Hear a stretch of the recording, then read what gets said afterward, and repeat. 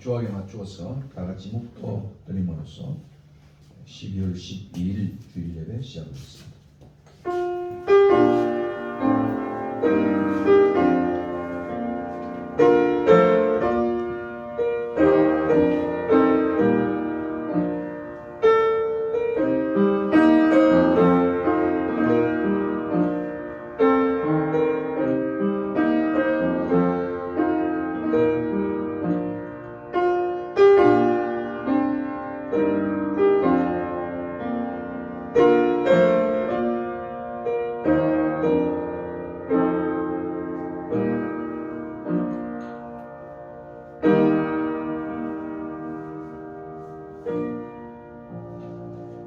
야곱아 어찌하여 너가 말하며 이스라엘아 너가 이르기를 내 길은 여호와께 숨겨졌으며 내 송사는 내 하나님에게서 벗어난다 하더냐. 너는 알지 못하느냐 듣지 못하였느냐. 영원하신 하나님 여호와 땅 끝까지 창조하신 이는 피곤하지 않으시며 곤비하지 않으시며 명철이 한이 없으시며 피곤한 자에게는 능력을 주시며 무능한 자에게는 힘을 더하시나니 소년이라도 피곤하며 곤비하며 장정이라도 넘어지며 쓰러지되 오직 여호와를 앙망하는 자는 새 힘을 얻으리니 독수리가 날개치며 올라감 같을 것이요 다른 박질하여도 곤비하지 아니하겠고 걸어가도 피곤하지 아니하리로다. 아멘. 네, 여호와를 앙망하기 위하여 오늘 이 자리에 또 저희들을 또 불러주시고 다시 한번 새 힘을 얻을 수 있도록 오늘도 우리를 부르신 것을 참으로 감사합니다. 하나님 이 시간 저희 가운데 자정하여 주셔서 우리의 기도를 받으시고 찬양을 받으시고 헌물을 받아주시고 우리의 삶 전체를 받아주시옵소서. 한 주일 동안도 저희들을 코비의 여러 가지 위험으로부터 또 안전하게 저희를 지켜주시고 또 이 시간까지 저희를 인도해 주셨습니다.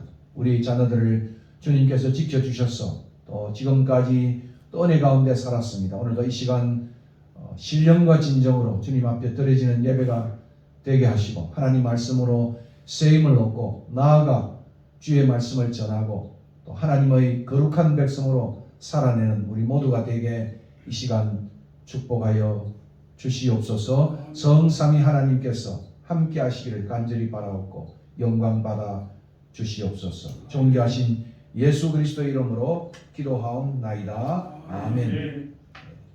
사도신경으로 고백하겠습니다. 전능하사 천지를 만드신 하나님 아버지를 내가 믿사오며 그 외아들 우리 주 예수 그리스도를 믿사오니 이는 성령으로 잉태하사 동정녀 마리아에게 나시고 본디오 빌라도에게 고난을 받으사 십자가에 못 박혀 죽으시고 장사한 지 사흘 만에 죽은 자 가운데서 다시 살아나시며 하늘에 오르사 전능하신 하나님 우편에 앉아 계시다가 저리 오서 산자와 죽은 자를 심판하러 오시리라. 성령을 믿사오며 거룩한 공회와 성도와 서로 교통하는 것과 죄를 사하여 주시는 것과 몸이 다시 사는 것과 영원히 사는 것을 믿사옵나이다. 아멘. 찬송가 35장.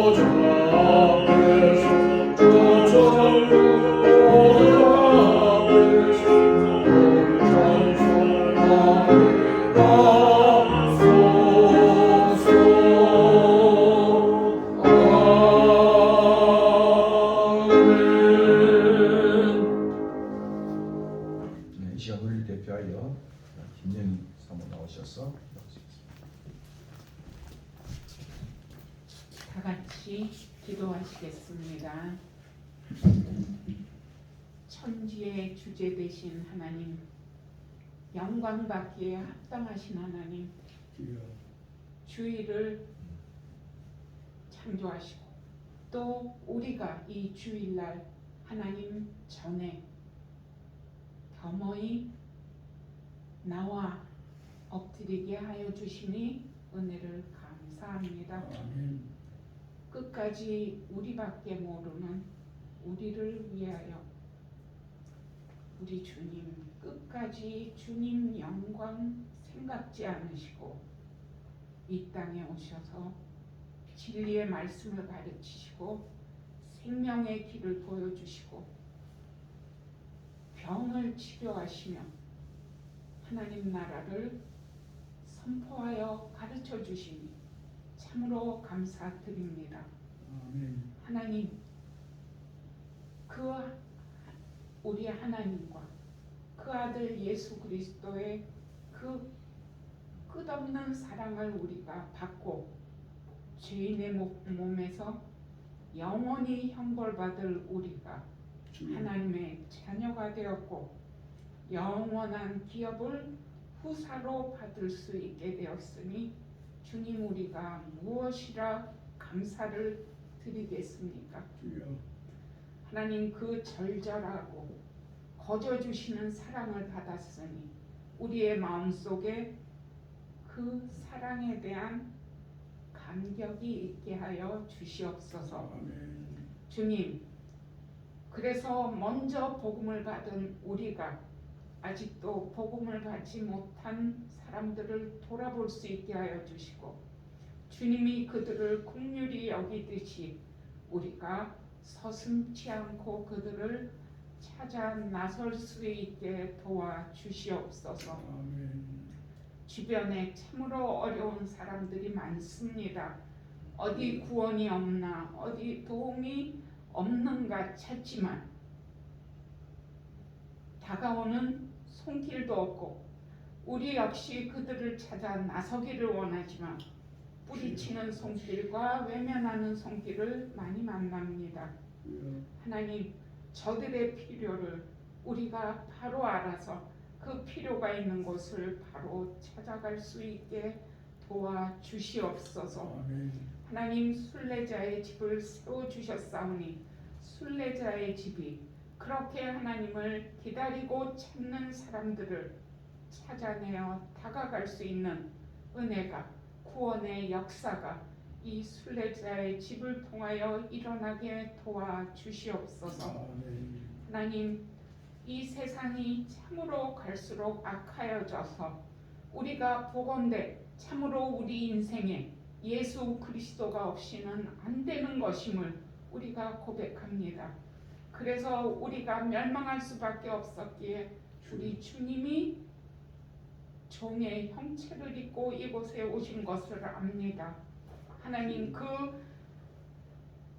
구원하시는 은혜와 구원의 역사를 우리가 깨닫고 더욱 이웃과 나누기를 원합니다.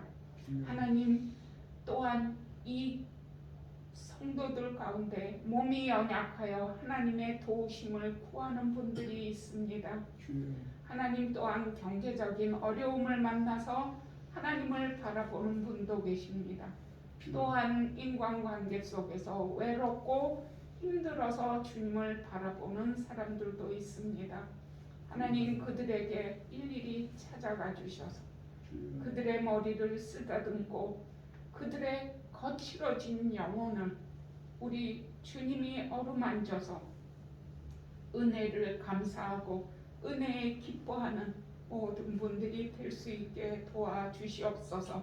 아멘. 하나님, 또한 말씀 전하는 종에게 하나님이 은혜를 더하여 주셔서 그가 처음 주님을 만났을 때 그 기쁨과 감격이 날로 새로워지게 하여 주시고 주님을 처음 만났을 때 그 헌신과 열정이 지속되게 해 주셔서 말씀을 묵상하고 기도하며 엎드릴 때 이 세상을 향한 하나님의 뜻을 바로 깨닫게 하여 주시고 그 묵상하고 깨달은 주님의 뜻이 말씀으로 전달될 수 있게 하여 주시고 우리 역시 말씀을 받을 때 주님이 우리에게 명하는 말씀으로 받고 그래서 우리가 또 묵상하며 날로 성장하고 성숙해 갈 수 있도록 우리가 우리를 성찰하는 마음을 주시기를 원합니다. 하나님, 크리스마스가 다가오는데 세상은 분요하고 바쁘지만 참으로 주님을 찾는 사람들은 적습니다. 먼저 믿은 우리가 말씀의 모범을 보일 수 있도록 우리의 삶을 하나님이 주장하여 주시옵소서. 매일의 삶에서 우리의 삶 순간순간에 감사와 감격과 찬양이 넘치게 하여 주시옵소서. 그래서 이웃에서 보는, 옆에서 보는 사람들이 참으로 하나님의 살아계심을 나눌 수 있게 도와주시기를 원합니다. 하나님, 지금도 북한에서 남모르게 하나님을 찾고 부르짖고 하나님의 구원의 손길을 기다리는 분들과 또 말리타양에 가서 남들이 알아주지 못하지만 복음을 전하는 선교사님들, 또 전국에 예배 보는 그 처소마다 하나님이 찾아가 주셔서 말씀으로 위로하여 주시고 하나님의 임재를 느끼고 체험하고 감사하고 감격하는 예배가 될 수 있도록 하나님 주장하여 주시옵소서.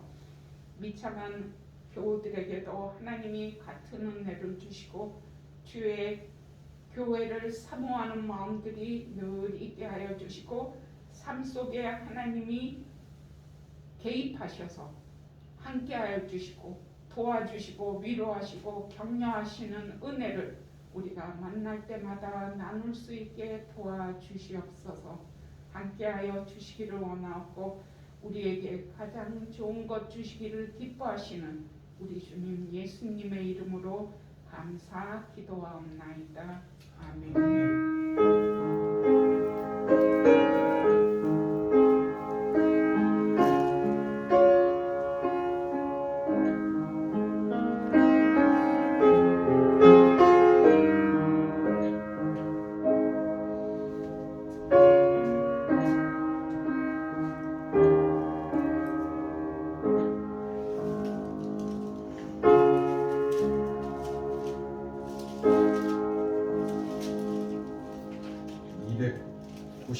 장 찬송 위에 성경 읽고 말씀 전하겠습니다.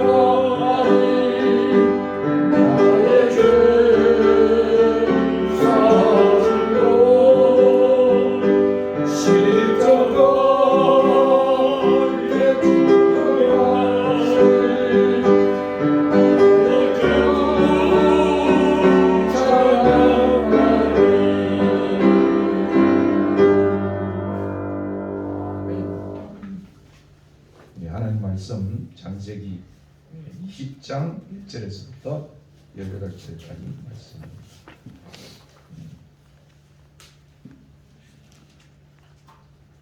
아브라함이 거기서 네게브 땅으로 옮겨가 가데스와 술 사이 그랄에 거류하며 2절입니다.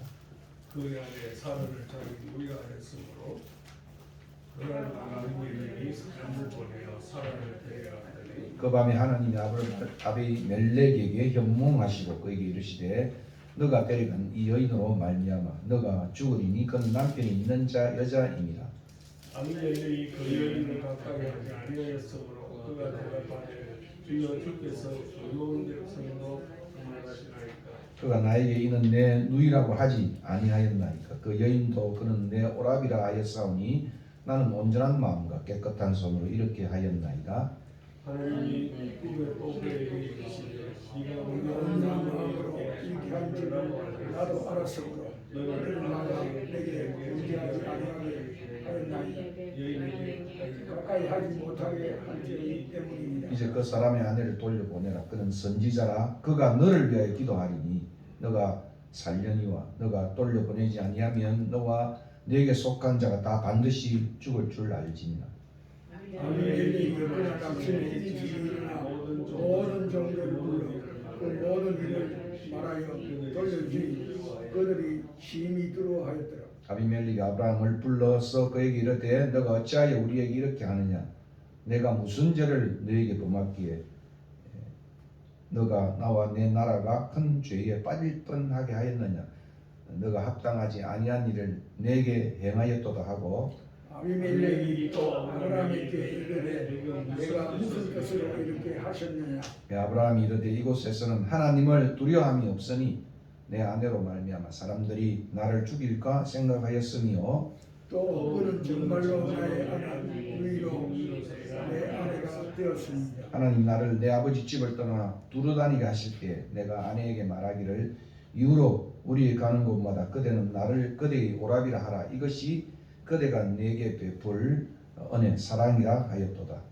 아비멜렉이 양과 소와 종들을 이끌어 아브라함에게 주고 그의 아내 사라도 그에게 돌려보내고 아브라함에게 이르되 너의 땅이 너희 앞에 있으니 너가 보기에 좋은 대로 거주하라 하고 사라에게 이르되 내가 온 천국을 내 오라버니에게 주어서 그것으로 너와 함께한 여러 사람 앞에서 예수쳐 다니게 하리니 내 일이 다 해결되었느니라. 아브라함이 하나님께 기도하며 하나님이 아비멜렉과 그의 아내와 여종을 치료하사 출산하게 하셨으니 함께 읽겠습니다. 여호와께서 이왕에 아브라함의 아내 사라의 일로 아비멜렉의 집의 모든 때를 받았음이라. 아멘. 오늘은 20장에 그랄 땅에서의 아브라함이라는 제목으로 함께 은혜를 받고자 합니다. 결국 결말은 17절, 18절에 아브라함이 하나님께 기도하며 앞의 모습과는 좀 다르죠. 하나님이 아비멜렉과 그의 아내와 여종을 치료하사 출산하게 하셨으니 우리가 함께 읽은 대로 여호와께서 아브라함의 아내 사라의 일로 아비멜렉의 집의 모든 태를 닫았었음이더라. 이렇게 결론을 맺고 있습니다. 지난 시간 보았던 대로 멸망의 도시 소돔을 위한 중보자로서 큰 역할을 했던 19장과는 너무도 판이하게 달리 입장을 읽어보면 오늘 아브라함의 신앙이란 참 의외로 정함이 없고 또 뿌리가 없는 모래알 같은 모습임을 봅니다. 열국의 압이라는 사람이 어떻게 이런 모습을 취할 수 있겠는가? 그것도 이제 곧 있으면 이제 이삭이 출생한다는 그 약속의 성취가 임박했는데 어떻게 그 임박 전에 아브라함의 모습이 이런 모습일까? 그런 생각을 할 수가 있습니다. 이전에 아브라함이 그 당당하고 또 넓은 신앙과 인품의 아브라함이 오늘 여기에는 정말 초라한 모습으로 나타납니다. 좀 참 비겁하고 쪼잔한 노인 아브라함을 우리가 만난다 이렇게 생각합니다. 아브라함의 이 행동은 아비멜렉의 고백처럼 한 나라를 파멸로 이끌 수 있는 행동이었을 뿐만 아니라 또 더 나아가서는 그 약속의 세계 하나님이 주시고자 하는 미래까지도 파국으로 몰고 가는 위험스러운 행동이었습니다. 이미 25년 전에 여러분이 창세기 12장 10절부터 20절까지 읽어보면 이 같은 불신앙의 행동을 통해서 큰 교훈을 받았음에도 불구하고 세월이 지나서 잊은지 모르겠습니다. 아브라함은 이런 잘못을 반복하고 있습니다. 그때는 큰 기근 때문에 그가 약속의 땅 가나안을 떠나서 애굽으로 내려가자 또 이와 같은 판단과 행동을 통해서 어려움을 당했던 기억을 우리도 하고 있습니다. 이게 연약한 인간인 것 같아요. 어제의 허물을 우리가 다 새롭게 개선하지 못하고 오늘 또 여전히 반복하는 그러한 모습을 우리는 아브라함에서 보게 되는 것입니다.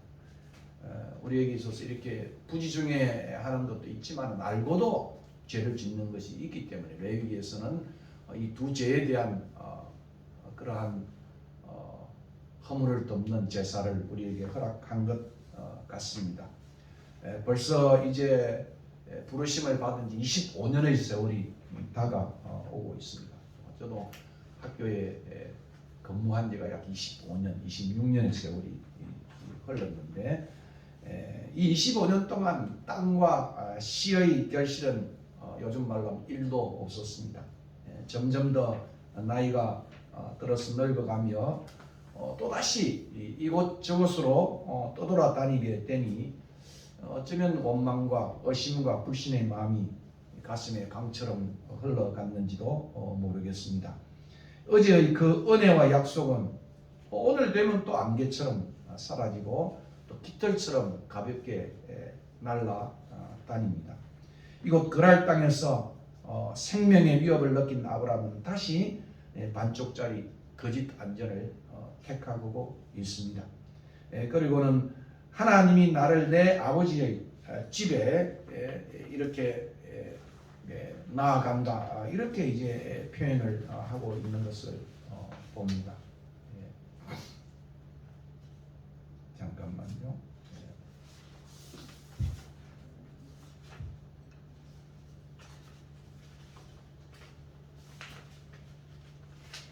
한 장이 어디로 갔는지 옆으로 가버렸습니다.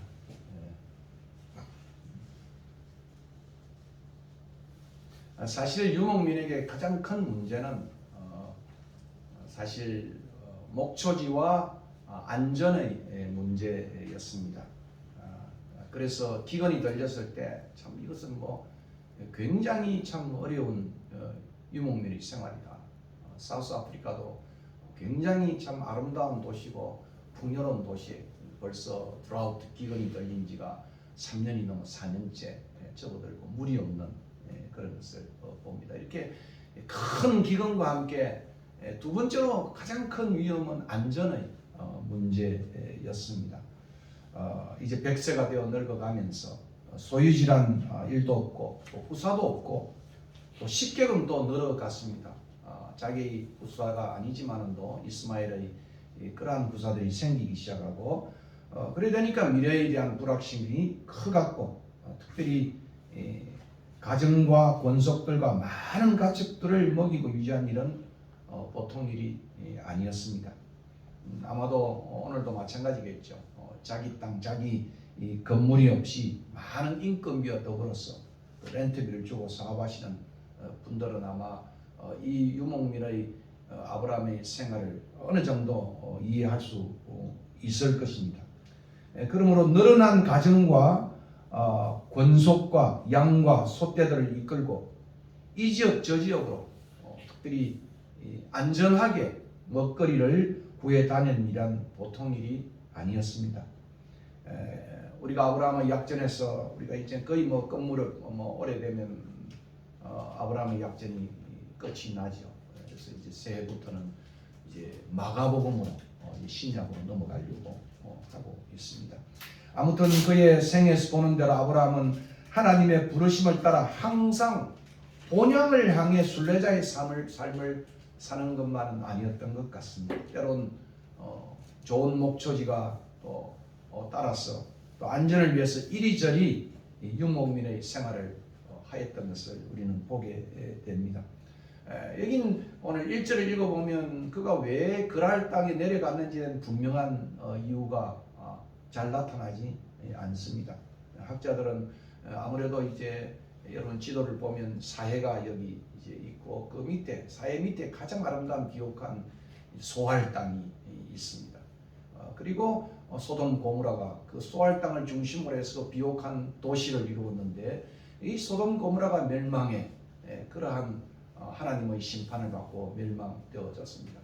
그래서 아브라함 다시 돌아와서 이제 사는 동안에 아무도 학자들에 의하면 핵 족속이 이제 위협을 가하기 때문에 아브라함은 어쩔 수 없이 또 소떼들을 이끌고 권속을 이끌고 남쪽으로 또 내려와야만 했습니다.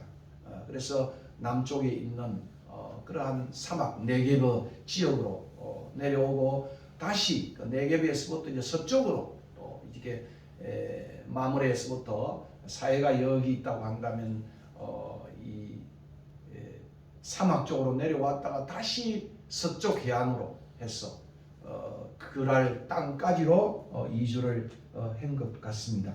그래서 제가 지도를 살펴보니까 약속의 땅으로 점점 멀어진 마치 그 지난번 큰 기근에 떨려서 애국으로 내려갔던 그 행로처럼 그가 내려가고 있습니다. 그래서 남쪽 네게브를 거쳐서 서쪽 가나안과 애굽 사이의 국경 지역인 당시에 유목 카라반의 그러한 중심 도시였던 그리고 왕국의 도시였던 그랄 땅으로 이주를 하고 있습니다. 그런데 이 그랄 족속은 우리가 창세기 이제 22장, 23장, 24장을 읽어보면 이것은 소위 해양 민족이었어요. 거기서부터 이제 가나안으로 들어왔던 블레셋 족속이었습니다. 그랄의 민족 원주민을 다 쫓아내고 그곳에 정착하여서 성읍을 차지한 매우 호전적인 족속이 바로 이 블레셋 족속이었다.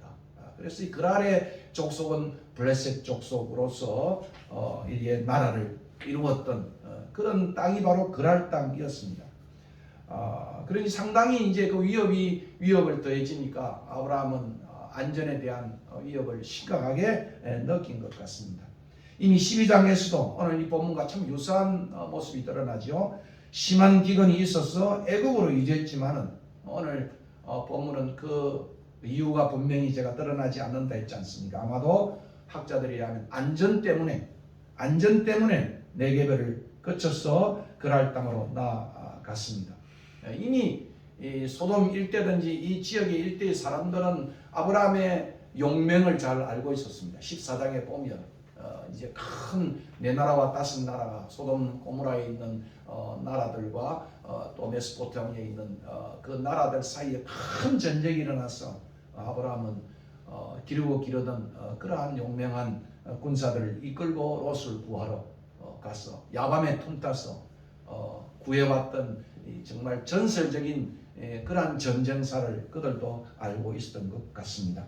이미 용맹한 전사로서 아브라함의 명성을 이곳 사람들도 익히 잘 아는지라 그의 이주는 이 그랄의 이주는 사람들로부터 주목을 받았을 뿐만 아니라 그랄 성읍으로부터 굉장한 주의와 경계를 받았으리라고 여겨지는 것입니다. 이런 상황 가운데 아브라함이 이제 때를 이끌고 권속을 이끌고 그 지역에 오니까 상당히 많은 위협이 더 에스컬레이트 됐다, 고조되어졌다 이렇게 생각할 수 있겠지요. 그래서 아브라함은 자기와 아내와의 관계를 부부 관계에서부터 누이 관계로 소개하며 안전을 추구하고 있습니다. 사실 75세 때는 사례가 65세인데 굉장히 미인이 있던 것 같아요. 그래서 아리따운 여인이라고 내려가서 바로가 이제 첩으로 후궁으로 취할 정도였는데 여전히 자식이 없는 관계인지 모르지만은 지금 거의 90세가 가까웠는데도 이 여인에 대한 관심들은 많이 있었던 것 같습니다. 아내를 누이라고 함으로써 최악의 경우에 아내가 될 때는 부부 관계가 될 때는 그 남편을 죽여버리고 취할 수 있지 않겠어요? 그러니까 얼마나 위험이 더 크지 않습니까? 누이 관계가 되면 자기 그 누이를 데려가고 또 많은 지참금을 얻을 수 있기 때문에 상당히 당시의 유목 생활에 있어서는 누이 관계는 훨씬 더 안전한 그런 관계였습니다. 그러므로 최악의 경우 자신의 생명은 보전받을 수 있기 때문에 이렇게 다니면서 그가 안전책을 구상한 것 같습니다.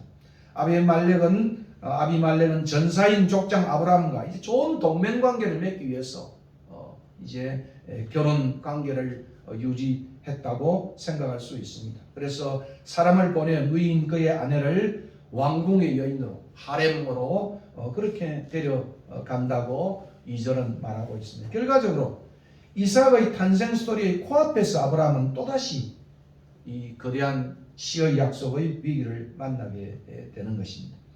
하나님은 아브라함의 실수에도 불구하고 그렇지만도 이 일에 개입하셔서 자신의 약속을 이루고 있습니다.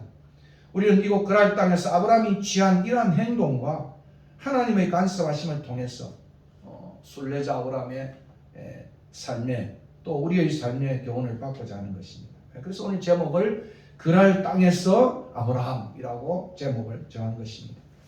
결국 그랄 땅에서 아브라함은 하나님의 보호하심과 지켜주심을 믿지 못하여 자신에 대한 안전과 죽음에 대한 두려움으로 결국은 세상적인 안전방책을 제가 설명한 대로 택하고 있습니다. 이것은 세상에서도 매우 익숙하고도 유리한 방법인 자신의 신분을 교모히 속이는 그러한 전략이었습니다. 그러므로 어떤 관계가 더 안전한 것인가에 대해서 그가 관심을 기울여서 나타났다 그 말입니다. 우리도 세상 속에 살면서 크리스찬이라고 하는 이 우리의 정체성이 우리의 사업과 번영과 안전에 도움이 되지 않으면 금방 우리는 이 크리스찬이라고 하는 신분을 속이고 아닌 것처럼 그렇게 할 때가 많은 것 같습니다. 이와 같은 모습이겠죠. 그리고 아래 사라에게도 권하기를 참 권면하는 것도 참 재미있는 그런 제안입니다. 당신이 나를 진정 사랑한다면, 오늘 번역에는 당신이 은혜를 입었다면 이라고 되어 있는데 제가 그 읽으면서 그 은혜가 헤세드예요. 헤세드. 그러니까 정말 당신이 사랑을 나를 진정 사랑한다면 우리가 어디를 가든지 당신은 나를 오라비라 하라. 이렇게 권면했다고 13절은 말하고 있습니다. 흥미로운 점은 이 13절의 아브라함의 진술에는 분명 하나님이 자신을 여기저기 떠돌아다니도록 하는 것에 대한 어쩌면 좀 불신 같은 투정 같은 의심의 의미가 내포되어 있다. 하나님이 나를 아버지 집에서 떠나게 했어. 이것저것 떠돌이 생활을 하게 할 때 당신은 나의 누이가 되어서 그렇게 내 안전을 보호해 달라. 이렇게 말하고 있는 것을 봅니다. 그러므로 하나님의 부르심과 인도하심을 전적으로 그가 신뢰하지 못하고 여전히 신뢰의 미흡함을 이 13절의 고백 속에서 읽게 되는 것입니다. 식객이 늘고 나이도 먹어가면 생에 어려움이 닥치고 고달픔이 밀려오면 이와 같은 생각은 대단히 자연스러운 현상인 것입니다. 여러분 어떤지 모르겠어요. 삶의 현장에 불안감과 고달픔이 밀려오면 이쯤에서 좀 순례길을 멈추고 아마 롯처럼 이 땅에 뿌리를 내리고 정착하고 싶은 생각을 한 적은 없는지 모르겠습니다. 잠깐 동안 그랄에 있고자 했지만 우리가 본문 이후를 계속 읽어보면 그랄에 오랫동안 이삭을 낳고 또 이삭이 소위 말하면 바쳐지는 그 순간까지 그런 그랄에서 생활을 했습니다. 방랑이 길어져 방향을 잃게 되면 방황은 매우 자연스러운 일이다. 저는 이렇게 한번 생각을 해보았어요. 방랑이 길어져 가지고 그것도 소유지도 없고 또 식객은 늘어가고 안전의 위협은 생기기 시작하면 방향을 잃게 되고 방향을 잃으면 신앙의 방황은 대단히 자연스러운 일이 아닐까 그런 생각을 합니다. 벌써 25년의 세월이 지나갔습니다. 결실도 일도 없습니다. 늙어가게 되었습니다. 이곳저곳 떠돌아다니게 되니까 원망과 의심과 불신의 마음이 내 마음속에 삭트기 시작했습니다. 그래서 안전한 반쪽의 안전을 택하게 되었습니다. 그리고는 이 표현이 제가 푸념처럼 하나님이 나를 내 아버지 집을 떠나서 두루 다니게 하실 때, 그 말은 떠돌이 생활을 할 때, 하게 만들 때 라는 생각이 들 때마다 안전방책을 그는 끄집어내고 있습니다. 그리고 자신의 신분을 세상 돌아가는 것에 유리하게 포장을 하고 있는 것입니다. 이후로 우리는 가는 곳마다 그대는 나를 그대의 오랍이라 하라. 결국 아브라함은 세상살이의 불안과 두려움이 엄습해 오면 하나님에 대한 약속과 신뢰의 끈을 쉽게 놓게 되고 세상적인 안전방책을 꾀하고 있습니다.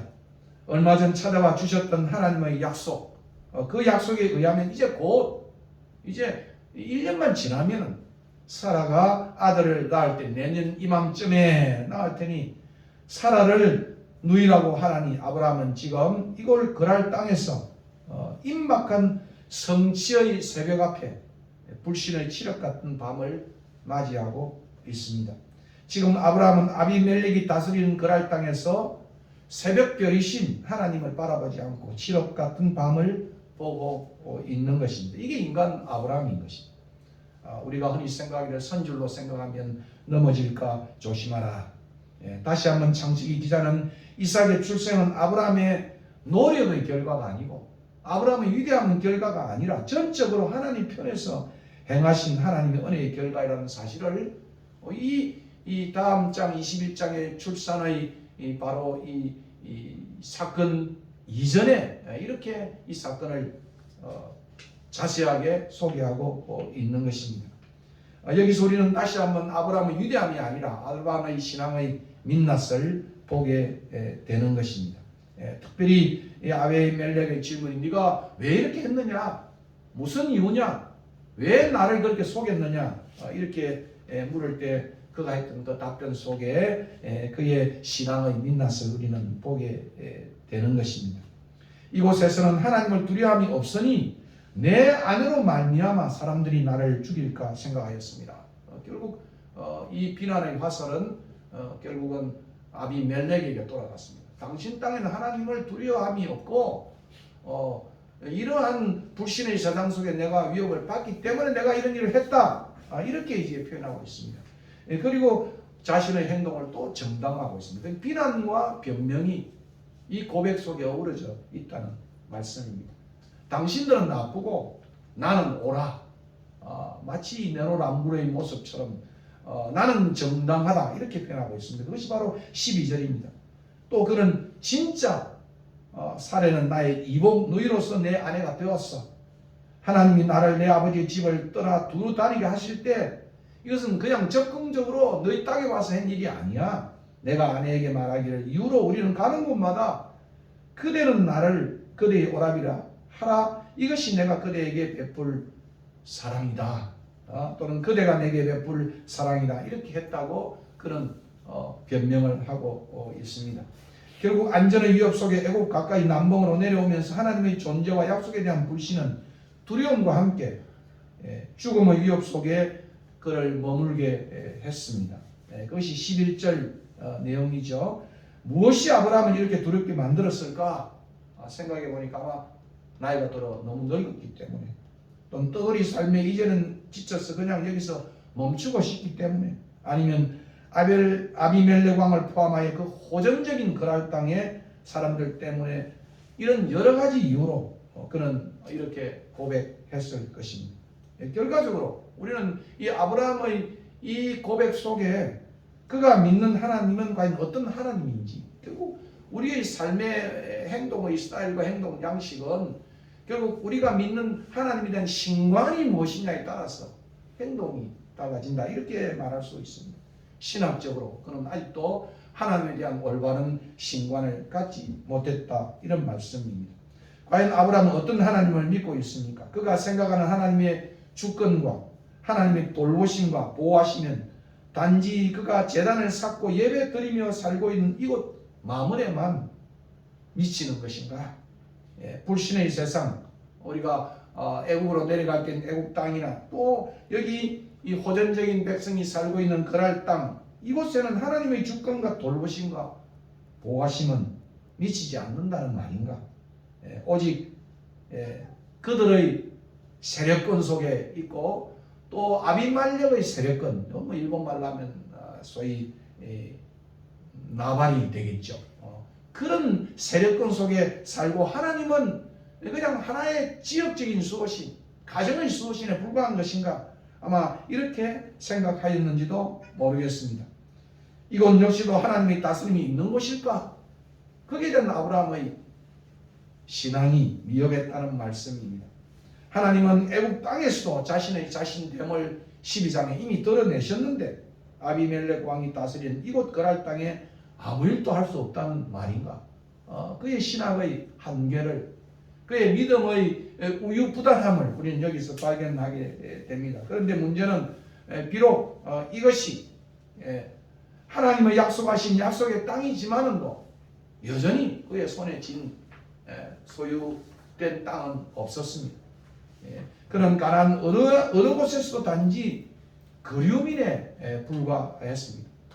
그러므로 아브라함이 생각하기에는 오직 겨우 그가 제단을 쌓았던 마물에만 하나님의 다스림의 영역으로 여기지 않았는가? 이곳 거랄 땅에서 하나님의 주권과 돌보심은 미치지 않는다고 그렇게 생각한 것 같습니다. 결국 아비멜렉, 그 호전적인 왕이, 아비멜렉이란 말은 아비멜렉, 아비란 말은 나의 아버지는 멜렉, 킹이다, 왕이다, 그런 말입니다. 그 아비멜렉이 그 모든 것을 좌지우지하는 것인가? 그동안 하나님께서 자신을 계시하시고 또 아브라함이 고백하는 그 야훼 하나님, 야훼 하나님이란 것은 그것은 언제나 동일하신, 영원하신 그런 하나님을 야훼 하나님이라고 우리는 부릅니다. 그리고 그에게 나타나서 하나님은 자신을 엘샤다이 하나님, 전능자라고 그렇게 말씀하셨습니다. 또는 15장에서는 하나님은 방패요 지극히 큰 상급이다, 이렇게도 말씀하셨어요. 하가를 통해서 그는 하나님에 대해서 들었고 배웠습니다. 그것은 이스마엘이라는 이름을 통해서 하나님은 청종하시는 하나님이시다. 그리고 하나님은 보살피시는 벨라헤로의 셈이라고 하는 것을 그 하갈이 이 참 광야에서 만났던 그 하나님을 들었던 하나님, 바로 그런 하나님이었습니다. 이런 하나님의 이름은 아브라함의 삶의 영역에 아무런 의미도 없다는 말인가? 결국 이 사건을 통해서 하나님은 아브라함으로 하여금 열국의 아비로서 아브라함으로 하여금 하나님의 다스림과 하나님의 주권은 온 땅에 미친다. 온 땅에 미친다. 네가 진정 열국의 아비가 된다는 것은 하나님은 온 땅에 계시는 주권의 하나님, 능력의 하나님, 그런 하나님이라는 것을 가르치는 그러한 의미가 여기에 있는 것입니다. 참 흥미롭게도 아브라함의 생각과는 달리 하나님은 그날 밤에 바로 이곳 그랄 땅에서 역사하시고 간섭하셨습니다. 하나님은 아비멜렉의 꿈에 나타나셔서 아비멜렉을 징치하고 있습니다. 3절부터 7절까지의 말씀입니다. 그리고 자신은 생사하복의 주인이심을 드러냈습니다. 해를 열고 닫는 것이 하나님의 손에 있다는 것을 보여주셨습니다. 결국 생명과 죽음이 그의 손안에 있음을 분명히 하셨다. 그러니 그가 무엇을 두려워해야 하겠습니까? 무엇보다 이 사건의 결말을 보면 아브라함의 생각과는 달리 아비멜렉 왕 역시도, 그리고 그 땅 사람들 역시도 하나님을 두려워했다는 사실을 우리는 만나게 됩니다. 8절입니다. 그들이 심히 두려워하였더라. 그러니까 우리가 참 보면 나이가 먹을수록 두 마리의 개를 키운다잖아요. 하나는 평균과 그리고 하나는 뭐겠습니까? 선입견의 이 견자를 개견자로 해서 편견과 선입견을 키운다. 누가 그런 이야기를 했습니다. 결국 하나님을 두려워함이 오히려 그랄 땅에 있는 사람들을 안전하게 했습니다. 그러니까 이 정말 중요한 교훈이지 않겠습니까? 그가 아브라함이 하나님을 두려워했던, 하나님을 경외했다고 한다면 그는 안전을 구할 수 있다는 사실을 이 백성의 결말을 통해서, 또 그랄 땅의 결말을 통해서 그가 만나게 된 교훈인 것입니다. 그들이 하나님을 두려워했기 때문에 결국 그 그랄 땅의 하나님의 심판은 하나님의 그러한 심판은 없었다는 사실인 것입니다. 이것은 오늘 우리에게 똑같은 교훈으로 찾아오는 것입니다. 지혜다도 우리에게 사람을 두려워하면 올무에 걸리거니와 여호와를 의지하는 자는 안전하리라. 사람을 두려워하면 올무에 걸리거니와 여호와를 의지하는 자는 안전하리라.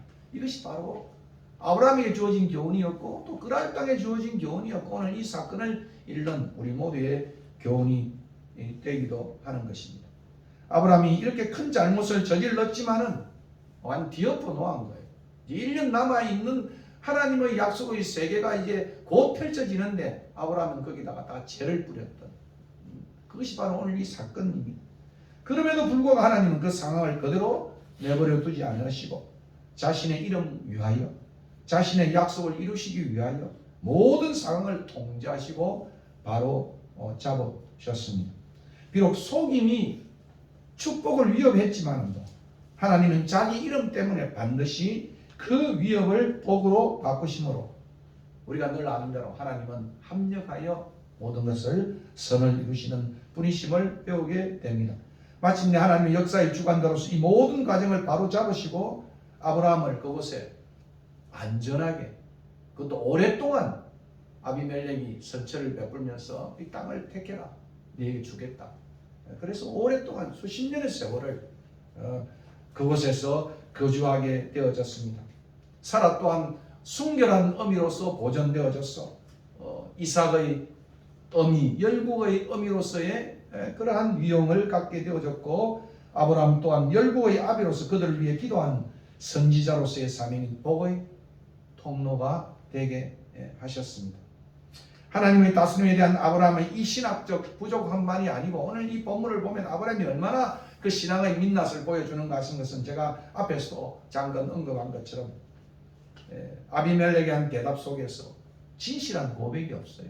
여전히 아브라함은 남을 비방하고 그리고 자기를 정동하는 그런 속에 살고 있는 참 쪼잔한 연약한 인간임을 우리는 보게 되는 것입니다. 그것이 바로 12절 13절의 내용이에요.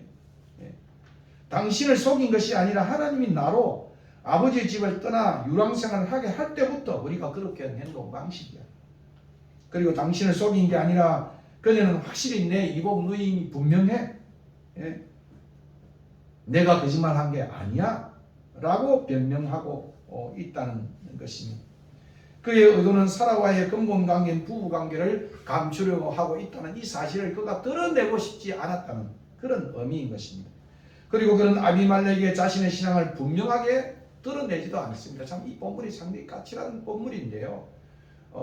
이 구약학자의 지적과 또 여러 학자를 살펴보니까 하나님이 나를 여기저기 돌아다니고 할 때라고 하는 이 표현이 여기 복수로 되어 있어요.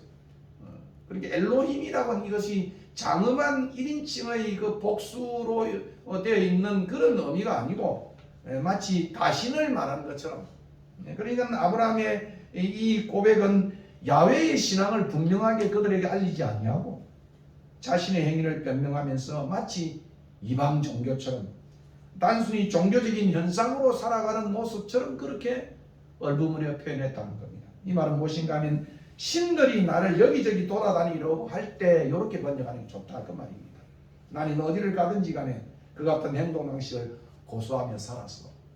단순한 종교인처럼 그들에게 야훼의 신앙을 알리지 않았다. 그런 의미이기도 한 것입니다. 그게 바로 오늘 본문에 나타나 있는 그런 의미가 되는 것입니다. 나는 일관된 삶을 살았지 속이는 삶을 살지 않았어. 사라는 진짜 나의 이복 누이야. 아브라함은 속임과 변명으로 일관하고 있습니다. 그런데 흥미로운 점은 아브라함이 이런 생각을 가지고 하나님의 약속의 세계를 믿으려고 할 때마다 하나님은 그냥 넘어가지 않으셨다는 것입니다. 12장에서도 결국 약속의 위기가 찾아오고 하나님의 간섭은 더 분명해졌습니다. 그것이 바로 2절과 3절에 보면 그 앞에 이유와 설명이 없이 읽어보면 참 그가지만은 오늘 그 설명을 듣고 2절 3절을 읽으면 그의 아내 사라가 자기 누이라 하였으므로 이런 속임의 이 일이 있음으로 인해서 그랄 왕 아비멜렉이 사람을 보내서 적극적으로 그의 하렘으로 사례를 때려갔고 그 밤에 또 하나님이 적극적으로 아비멜렉에게 현몽하시고 그에게 이르시되 너가 데려간 이 여인으로 말미암아 you are dead man 너는 죽으리니 그는 남편이 있는 여자라고 말하고 있는 것입니다. 결국 극적 위기에서부터 극적 간섭이 이루어지는 그런 모습을 봅니다. 놀라운 반전인 것입니다. 그러니까 우리의 속임 가운데 하나님의 역사는 일이 더 꼬이게 하고 우리를 더 정말 공궁의 그러한 골목으로 우리를 몰아넣고 하나님은 그 일을 통해서 자신이 하나님 되심을 입증하고 있다는 말씀입니다. 결국 하나님은 꿈의 아비멜렉을 권면하셔서 사라를 보호하심으로 이삭의 출생에 대한 자신의 약속을 이루시고 이 일을 수습하시는 것입니다. 그리고 이 일을 통해서 더 놀라운 것은 아브라함을 기도의 사람으로 만들고 있다는 기도의 사람. 그것도 자기가 기도하겠다는 게 아니고 오늘 보는 아비멜렉의 꿈에 나타나셔서 이 사람은 선지자인데 그가 기도하면 놀라운 역사가 일어날 것이라고 그렇게 아비멜렉을 통해서 그가 기도의 자리에 이르게 됐다는 것입니다. 말씀을 맺겠습니다. 하나님의 약속은 변함이 없고 어떤 상황에서도 하나님은 반드시 그 약속을 이루시는 분이십니다. 이삭의 출생 스토리가 코앞인데 아브라함이 이곳 그랄 땅에서 안전에 대한 불안과 두려움으로 아내 사라를 누이라 거짓말함으로 하나님의 약속을 위험에 극적으로 빠뜨리는 것입니다. 아니 열국의 압이라는 사람이 임박한 약속의 성취를 다 뒤엎고 있습니다. 이를 다 망치고 있습니다. 다 된 밥 앞에 죄를 뿌리고 있다는 그런 말씀입니다. 그렇습니다. 하나님의 약속에 대한 성취는 오늘 우리가 본문을 통해서 인간을 통해 이루는 것이 아닌 것입니다. 성취를 코앞에 두고 육신적으로만이 아니라 도덕적으로도 아브라함은 믿음의 조상이나 열국의 아비가 되는 데서는 한없이 부족하고 한없이 못 미치는 모습을 우리는 읽게 되는 것입니다. 오직 하나님의 은혜와 능력만으로 하나님은 홀로 자신의 약속을 이루시고 있는 것입니다. 여기서 우리는 아브라함의 판단도 틀리고 그에 따른 자신의 행동 또한 신실하지 못하는 사실을 통하여 아브라함에게 약속하신 그 하나님의 약속이 결국은 아브라함을 위대하게 만들고 있다는 사실을 배워야 할 것입니다. 그러므로 열국의 아비가 되는 것은 아브라함의 위대함으로 이루어지는 것이 아닌 하나님의 놀라우신 부르심의 은혜이고 신실하신 이끄심의 인도하심의 결과라고 우리는 믿고 있습니다. 그리고 저는 이 마지막에 굉장히 많은 은혜를 받았어요. 무엇보다도 이 마지막 17절과 18절을 보면 하나님 이 사건을 통해서 기었고 강권적으로 아브라함을 하여금 기도하게 하십니다. 기도의 사람으로 만든다. 너는 기도해. 고치는 것은 내가 할게. 너는 기도해. 그리고 태를 닫고 여는 것은 내가 하는 거야. 나를 믿어. 이것이 오늘 본문의 가장 중요한 메시지인 것입니다. 그래서 17절 마지막 이 사건의 결말은 아브라함이 하나님께 기도하며 하나님이 아비멜렉과 그의 아내와 이종을 치료하사 출산하게 하셨으니 여호와께서 이왕에 아브라함의 아내 사라의 일로 아비멜렉의 집의 모든 태를 닫았다고 표현하고 있습니다. 하나님은 이렇게 부족하고 연약한 아브라함을 택하여 그를 선지자 삼으시고 그를 통해 사람들을 고치시고 복 주시기를 원하시는 것입니다. 이 하나님의 은혜에 대한 믿음과 또 열국의 아비가 되는 이 비전이 하나님의 놀라운 이끄심 속에 있다는 사실을 우리는 이 한 해의 끝자락에 깊이 우리 가슴에 넘쳐나는 우리가 되었으면 좋겠습니다. 성취의 일은 너가 아니야. 내야. 너는 기도하는 사람이 되어야 되고 그 교훈을 우리에게 던져 주는 것입니다. 기도는 바로 이런 것이에요. 하나님이 우리가 뭐 기도의 사람이 되는 게 아니잖아요. 이런 여러 가지 역경을 통해서 하나님 우리를 기도의 자리에 아비멜렉을 통해 기도의 자리에 이루어서 치유하시는 하나님. 그리고 생명의 주관자로 생명을 열고 닫는 것이 내 손에 있다 하는 사실을 깨우쳐서 21장으로 넘어가는 거예요. 이삭이 새로운 세계의 그의 자손의 인물로 된다는 그런 것입니다. 저는 이 사실을 통해 다시 한번 우리에게 다음 세대에 대한 꿈을 주시고 그 꿈을 통해서 이루시는 것은 하나님이시고 그리고 그 일을 위해서 기도하라고 하는 기도의 메시지를 기도의 사람으로 쓰는 것을 우리는 이 본문을 통해서 배우게 되는 것입니다. 이 은혜가 저와 여러분 가슴속에 넘쳐나는 메시지가 되기를 축원합니다. 435장 찬송하고 헌금하며 마치겠습니다.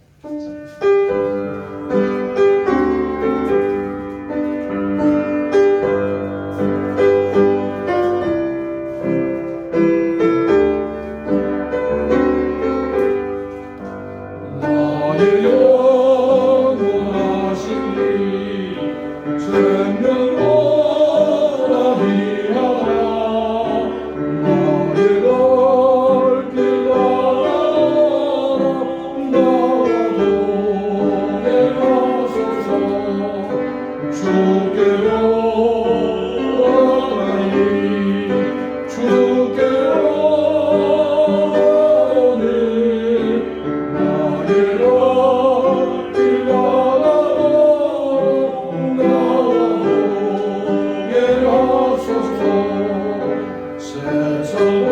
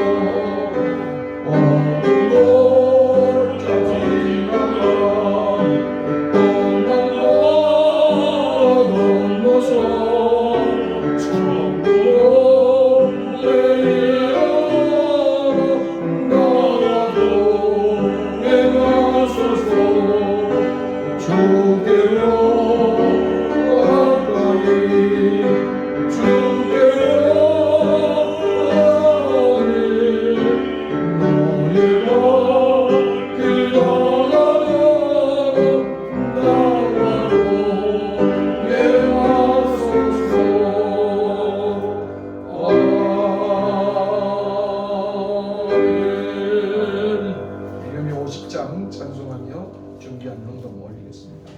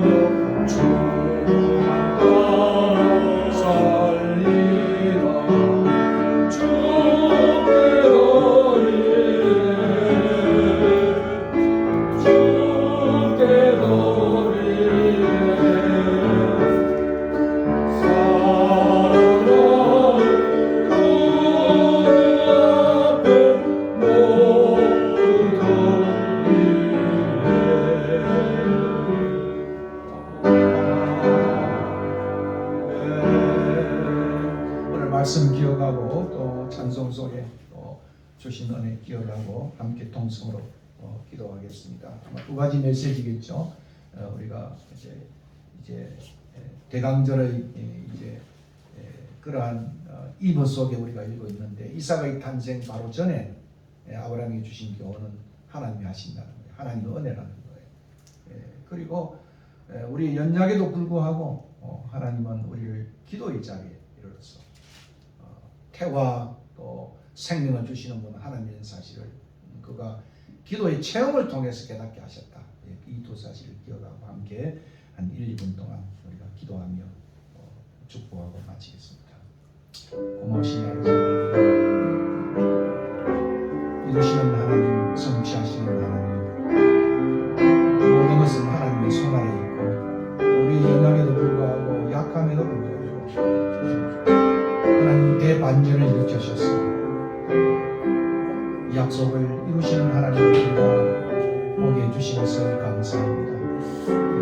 기어코 우리를 기도의 자리에 이르셔서 기도의 체험 속에서 다시 한번 하나님은 치유하시는 하나님, 하나님은 놀랍게 또 역사하시는 하나님, 그런 하나님을 발견하고 생명의 열고 닫음이 주의 손 아래 있는 줄 알고 참으로 잠잠히 주님을 바라고 하나님의 역사하심으로 이삭을 받는 이 아름다운 모습을 우리의 삶에 배우는 우리들에게 도와주시옵소서. 다시 한번 우리를 기도의 자리에 이끌으시고 하나님의 사랑으로 영국의 아비로 다음 세대를 우리가 생산하는 그런 종들이 될 수 있도록 인도하여 주시옵소서.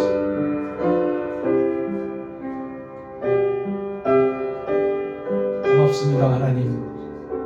오늘도 아브라함의 이 그랄 땅에서의 기사를 통해서 하나님은 성취하시는 하나님, 하나님은 변함없이 그 약속을 이루시는 하나님, 자기 아들을 주시기까지 이 놀라운 구원을 우리에게 주셨던 하나님을 우리가 찬미합니다.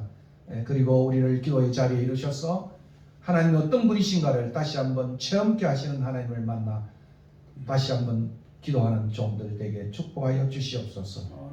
떨어진 물질 참으로 하나님의 영광과 하나님 나라를 위해 사용되는 물질 되게 하시고 오늘도 사업을 위하여 또 자녀를 위하여 건강을 위하여 기도하는 종들의 기도를 들으시고 하나님은 살아계시고 역사하신 하나님을 발견하는 귀한 축복의 시간 되게 도와주시옵소서. 이제는 우리 주 예수 그리스도의 은혜와 그 아들을 보내신 하나님의 크신 사랑과 성령의 교통하심이 오늘 아브라함을 이 사건을 통해서 다시 한번 하나님은 성취의 하나님, 신실한 하나님을 배우고 또 기도의 자리에 하나님을 다시 한번 체험할 수 있는 그런 신앙의 자리로 나아가기를 소원하는 주의 백성들 머리 위에 우리의 권속들 위에 흩어져 있는 모든 주의 종들 또 한국교회 이제부터 영원 무궁토록 함께 있을지어다. 아멘.